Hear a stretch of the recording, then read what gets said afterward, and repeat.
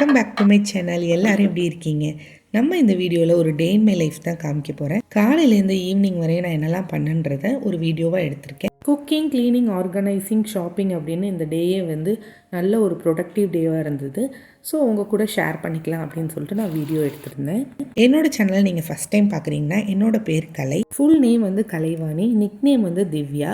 நான் daily vlogs, life style vlogs, அப்புறம் lunch box recipes இதெல்லாம் போஸ்ட் பண்ணுறேன். உங்களுக்கு என்னோடய வீடியோஸ்லாம் பிடிச்சிருந்துச்சு அப்படின்னா ப்ளீஸ் சப்ஸ்கிரைப் பண்ணிக்கோங்க. அப்போ தான் நான் போடுற வீடியோஸ் எல்லாமே உங்களுக்கு நோட்டிஃபிகேஷனில் வரும். இந்த வீடியோ பிடிச்சிருந்தா ஒரு லைக் பண்ணிக்கோங்க. வாங்க வீடியோக்குள்ளே போகலாம். மார்னிங் இன்றைக்கி பிரேக்ஃபாஸ்ட்டுக்கு வந்து பிளாக் சன்னா வச்சு ஒரு சாலட் தான் பண்ணிக்கிட்டோம்.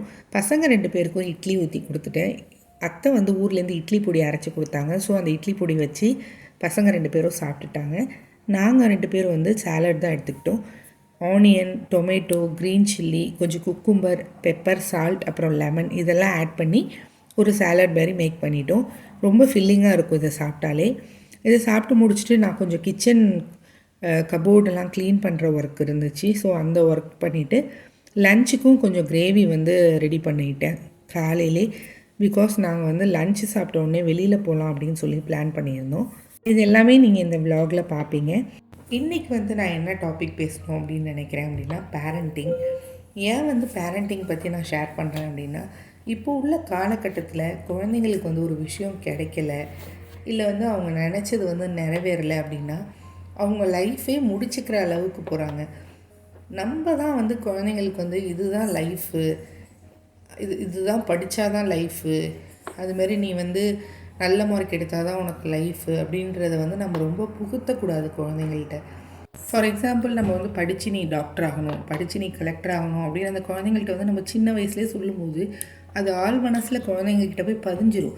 நம்ம படித்து டாக்டர் ஆகிடணும் அப்படின்னு சொல்லி அதே நினச்சிட்டு இருக்கிற குழந்தைங்களால் ஆக முடியல அப்படின்னா, நம்மளால் ஆக முடியலையே அப்படின்னு சொல்லி அவங்க வாழ்க்கையே முடிச்சுக்கிறாங்க. ஒரு பேரண்ட்ஸாக நம்ம கைட் பண்ணுறதுல தான் வந்து குழந்தைங்களோட ஃப்யூச்சரே இருக்குது. என்னை பொறுத்தவரையும் லைஃப்பை வந்து ரொம்ப ஜாலியாக, ரொம்ப ஈஸியாக எடுத்துக்கணும் அப்படின்னு நினப்பேன்.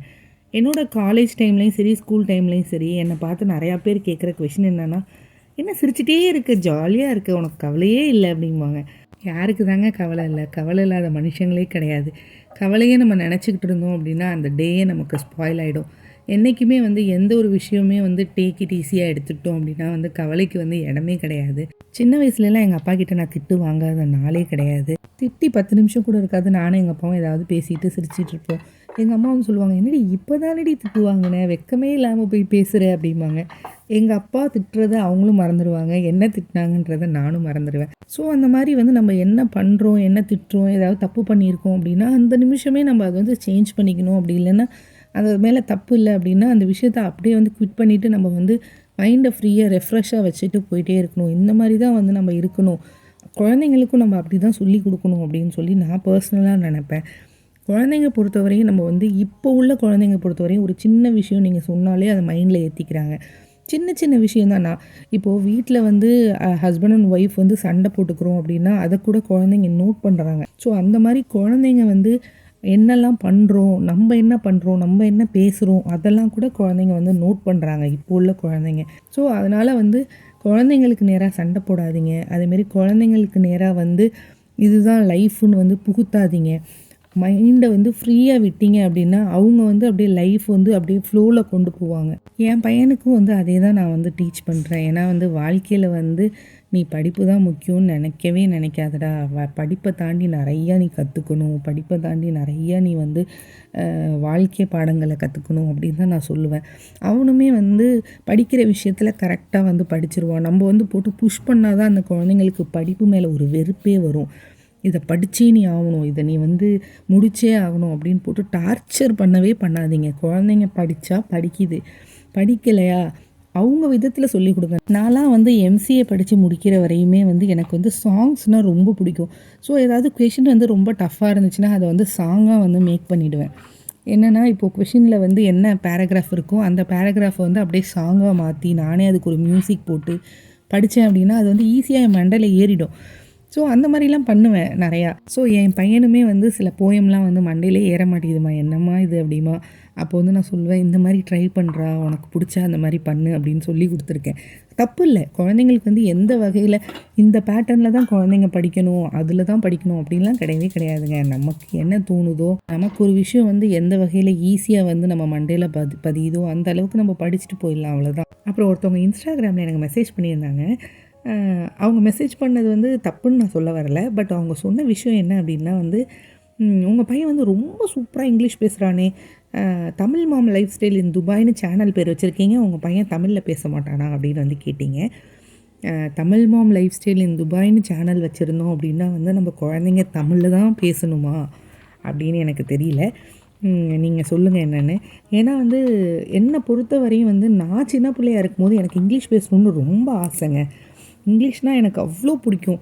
ஏன்னா வந்து என்னோடய கசின்ஸ்லாம் ரொம்ப அழகாக இங்கிலீஷ் பேசுவாங்க. அவங்களாம் வந்து சென்னை பார்ன் அண்ட் பாட்டப் எல்லாமே சென்னை. நான் வந்து ஒரு சின்ன டவுனில் தான் வந்து படித்தேன். நம்ம படிக்கிற காலத்துலலாம் ஸ்கூலில் இங்கிலீஷ்ன்றது வந்து ஒரு பெரிய இதே கிடையாது. ஸோ வந்து நார்மலாக வந்து how are you, what is your name, இதெல்லாம் தான் நமக்கு இங்கிலீஷ்னு தெரியும். ஸோ என்னை பற்றி பேசணுன்னா கூட என்னோடய கசின்ஸ் வந்து 2 பேரும் இங்கிலீஷில் தான் பேசிப்பாங்க. ஸோ எனக்கு புரியாது இல்லையா. ஸோ வந்து நானும் அவங்க கூட தான் உட்காந்துருப்பேன். ஸோ அவங்க 2 பேரும் இங்கிலீஷில் கான்வர்சேஷன் பண்ணிப்பாங்க. எனக்கு ஒன்றுமே புரியாது. ஸோ நான் உட்காந்துட்டே இருப்பேன். ஆனால் அவங்க என்னை பற்றி தான் பேசியிருப்பாங்க. பட் அது எனக்கே புரியாது. அவங்க ஃபேஸ் ரியாக்ஷன் வச்சு தான் நான் கண்டுபிடிப்பேன் என்னை பற்றி தான் ஏதோ பேசுகிறாங்க அப்படின்னு. ஸோ அந்தளவுக்கு தான் நம்ம இங்கிலீஷ் இருந்துச்சு. ஸோ எங்கள் வீட்டில் வந்து நான் இங்கிலீஷ்லாம் பேச மாட்டோம். அதனால் என் குழந்தை இங்கிலீஷ் பேசலை.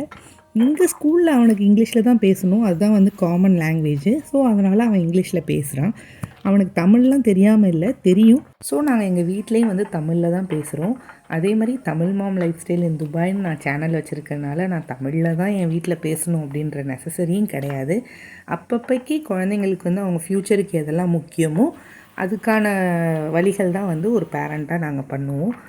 அதே மாதிரி வந்து இங்கிலீஷுன்றது ஒரு நாலேஜ் கிடையாது, அது ஜஸ்ட் அ லாங்குவேஜ், அவ்வளோதான். ஸோ இதை வந்து நான் எப்போது கற்றுக்கிட்டேன் அப்படின்னா, நான் காலேஜ் வந்து தான் கற்றுக்கிட்டேன். சின்ன வயசுலலாம் நமக்கு அந்தளவுக்கு இங்கிலீஷ் பேச வராது இல்லையா. ஸோ என் குழந்தை வந்து சின்ன வயசுலேயே ஒரு லாங்குவேஜ் கற்றுக்கிட்டு நல்லா பேசுது அப்படின்னு நினைக்கும் போது எனக்கு ரொம்ப பெருமையாகவும் சந்தோஷமாகவும் தான் இருக்குது. நான் வந்து ரொம்ப போர் அடிக்க விரும்பலை.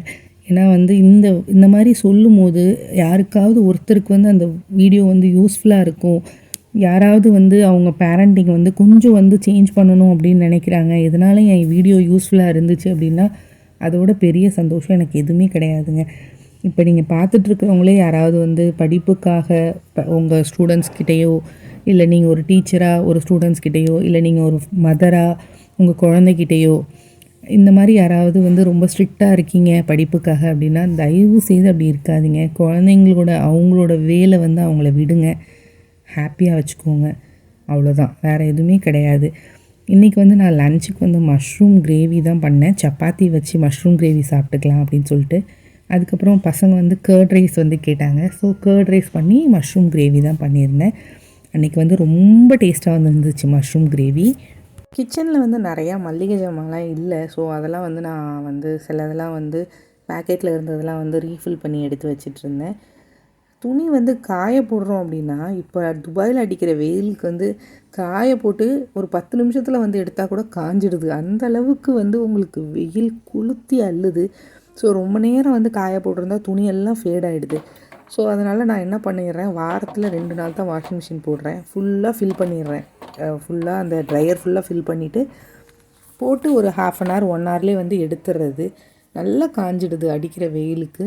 ஸோ அதெல்லாம் வந்து நான் மடித்து ஆர்கனைஸ் பண்ணி எடுத்து வச்சுட்டேன். கையோடு மடித்து வைக்கலன்னு வச்சுக்கோங்க, நான் வந்து தூக்கி பரணியில் போடுற மாதிரி நான் இங்கே டபுள் காட் வச்சுருக்கேன். அந்த காட்டு மேலே போட்டேன் அப்படின்னா கிட்டத்தட்ட வந்து 1 வாரம் 10 நாள்னாலும் அங்கேயே தூங்கும். திரும்ப அடுத்த ட்ரெஸ்ஸு துவைக்கிற போது ட்ரெஸ்ஸு தேவைப்படும் போதெல்லாம் ஏறி ஏறி அந்த காட்டில் எடுத்துக்கிட்டு அப்படியே துவைக்க போடுறது. இந்த மாதிரி தான் இருக்குது தவிர்த்து அதை மடித்து வைக்கணுன்னா உடனே மடித்து வைக்கிறதே இல்லை. இன்றைக்கி என்னன்னாலும் மடித்து வச்சணுன்னு மடித்து வச்சுட்டு தான் நெக்ஸ்ட்டு கிச்சன் க்ளீன் பண்ண வந்தேன். கிச்சன் கபோர்டு எல்லாம் வந்து நான் நீட்டாக வந்து வைப்ஸை வச்சு நான் துடைச்சிடுவேன். இதுக்குன்னே வந்து நான் ஒரு 1 to 10 வந்து கம்மி ரேட்டில் வைப்ஸ் வாங்கி வச்சுப்பேங்க. ஸோ அந்த மாதிரி வைப்ஸ் வாங்கி வச்சிட்டோன்னா நமக்கு வேலை ஈஸியாக முடிஞ்சிடும். துடைக்கும் போது நல்லா வைப் ஆகிடும். ஸோ அதுக்கப்புறம் நான் எல்லாத்தையும் வந்து நீட்டாக ஆர்கனைஸ் பண்ணி எடுத்து வச்சுட்டேன். இன்றைக்கி வந்து நாங்கள் வெளியில் போகலாம் அப்படின்னு இருக்கோம்.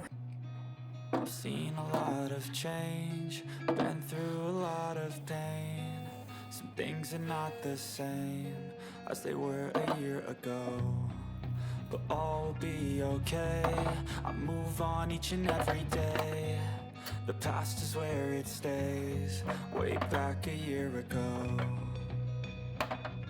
I've changed for the better this time. I thought I would never be fine. I strive just to say I'm alright.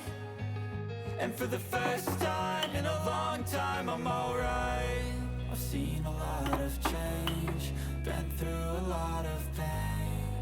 Some things are not the same as they were a year ago, but all will be okay. I move on each and every day. The past is where it stays, way back a year ago. அன்றைக்கி லஞ்சுக்கு வந்து சப்பாத்தி போடாது ரொம்ப நல்லதுங்க. அன்றைக்கி வந்து தயிர் சாதத்துக்கு மஷ்ரூம் கிரேவி செம்ம சூப்பராக இருந்தது. அவ்வளோ டேஸ்ட்டாக இருக்குது மஷ்ரூம் கிரேவி தயிர் சாதத்துக்கு. நான் ட்ரை பண்ணதே இல்லை தயிர் சாதத்தோடு வச்சு. ரொம்ப சூப்பராக இருந்தது. நீங்களும் ஒரு டைம் ட்ரை பண்ணி பாருங்கள் தயிர் சாதத்தோட மஷ்ரூம் கிரேவி எப்படி இருக்குது அப்படின்றத. சாப்பிட்டு முடிச்சுட்டு நாங்கள் வந்து வெளியில் கிளம்பிட்டோம். அடிக்கிற வெயிலுக்கு எல்லோரும் ஒரு ஐஸ்கிரீம் வாங்கி நல்லா சாப்பிட்டுட்டு அப்படியே கிளம்பிட்டோம். இப்போ நேராக நான் ஒரு பில்டிங் காமிக்கிறேன் பாருங்கள். அதுதான் வித்யுத்தோட ஸ்கூலு. ஒரு சில பேர் வந்து வித்யுத் வந்து எந்த ஸ்கூலில் படிக்கிறான் அப்படின்னு கேட்டிருந்தீங்க. அவன் வந்து டிபிஎஸ் ஸ்கூலில் படிக்கிறான், டெல்லி ப்ரைவேட் ஸ்கூல். இதுதான் அவனோட ஸ்கூலு. அவனோட ஸ்கூலு அப்படியே என்ட்ரானா வந்து இந்த பருமா அந்த பரு நம்ம ஸ்கூல் பாருமா. எத்தனை தடவை அந்த வழியில் போனாலும் அத்தனை தடவையும் சொல்லுவான். அவன் சொல்லும் போது நானும் என்னமோ ஃபஸ்ட் டைம் இப்போ தான் ஸ்கூல் பார்க்குற மாதிரி ஒரு ரியாக்ஷன் கொடுப்பேன். ஆமாண்டா ஸ்கூல் வருது பாடுறா, இந்த வழியாக தான் நம்ம போகிறோமா அப்படின்னு சொல்லி ஒரு ரியாக்ஷன் கொடுத்தோம் அப்படின்னா அது அவனுக்கு ஒரு ஹாப்பினஸ். ஸோ அந்த மாதிரி ஒரு ரியாக்ஷன் கொடுத்துட்றது. அவங்க அப்பா கிட்ட சொல்லுவாங்க கூப்பிட்டு, அவங்க அப்பாவும் அதே ரியாக்ஷன் தான் கொடுப்பாரு, நானும் அதே ரியாக்ஷன் தான் கொடுப்பேன். வித்யுத்தோட கிளாஸஸ்லாம் முடிஞ்சதுக்கப்புறம் நாங்கள் கேரிஃபோர் கூட்டிகிட்டு போயிருந்தோம். அங்கே 5, 10, 15, 20 ஆஃபர் போட்டிருந்தாங்க. கொஞ்சம் க்ராசரி ஐட்டம்ஸு, அதுக்கப்புறம் வந்து விஹானுக்கு வந்து ஸ்லிப்பர் வாங்கலாம் அப்படின்னு சொல்லிட்டு போயிருந்தோம். வித்யுத் போட்டிருக்கிற ஸ்லிப்பர் வந்து நாங்கள் கேரிஃபோரில் தான் எடுத்தோம். இப்போ நான் காமிச்சேன் பாருங்கள் ஒரு ஸ்கூட்ரு. உள்ளே வந்தோடனே அந்த ஸ்கூட்ரு கூட நாங்கள் கேரிஃபோரில் தான் எடுத்தோம். 2 இயர்ஸ் கிட்ட ஆயிடுச்சுன்னு நினைக்கிறேன். இன்னும் சூப்பராக இருக்குது. கேரிஃபோரில் ஒரு சில ப்ராடக்ட்ஸ்லாம் வந்து ரொம்ப சூப்பராக குவாலிட்டியாக இருக்கும். ஸோ அதனாலே வந்து ஹஸ்பண்ட் வந்து கேரிஃபோர் வரத்துக்கு வந்து ரொம்ப விரும்புவாங்க. ஸ்லிப்பர்ஸுமே கேரிஃபோரில் ரொம்ப நல்லா ரீசனபிள் ப்ரைஸில் போட்டிருப்பாங்க. 12 dirhamsக்கு வந்து குழந்தைங்களுக்கு வந்து ஸ்லிப்பர்ஸ்லாம் சூப்பராக இருக்கும். வித்யுத் வந்து என்ன கலர் ஸ்லிப்பர் வச்சுருந்தானோ அதே சேம் ஸ்லிப்பர் வந்து நாங்கள் விஹானுக்கும் வாங்கினோம். கேரிஃபோரை பொறுத்தவரையும் அவங்க ப்ராடக்ட்ஸ்லாம் வந்து குவாலிட்டி ரொம்ப சூப்பராக இருக்கும். நான் இப்போ கேரிஃபோரை ஒரு சின்ன டூர் காமிக்கிறேன் பாருங்கள்.